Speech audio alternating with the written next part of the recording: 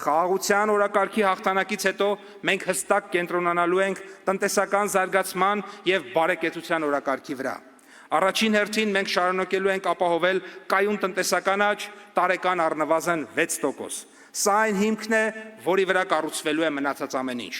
Ժամանակի սղության պատճառով իհարկե չեմ կարող անդրադառնալ այն հսկայածավալ ու բազմամիլիարդանոց տնտեսական ծրագրերին, որոնք կան մեր նախընտրական ծրագրում եւ վերաբերվում են տնտեսության բոլոր ճյուղերին։ Սակայն ամփոփելով ցանկանում եմ նշել, որ մենք արդեն իսկ ապացուցել ենք, որ կարող ենք փոխել երկրի տնտեսական տրամաբանությունը եւ այսօր մենք կանգնած ենք այն կետում, որտեղ այդ փոփոխությունները պետք է դառնան անշրջելի։ Եվ չնայած պատերազմի վաճառականների ջանքերին միևնույն է,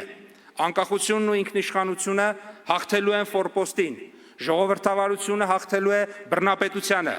զարգացումն ու բարեկեցությունը հաղթելու են կոռուպցիային ու անկախությանը եւ վերջապես խաղաղությունը հաղթելու է պատերազմին։ Իսկ խաղաղությունը պահպանելու համար պետք է հունիսի 7-ին գնալ ընտրական տեղամասեր եւ տեր կանգնել մեր խաղաղությանը։ Հավանիչ տեսանյութը եւ բաժանորդագրվիչ նորությունները բաց չթողնելու համար։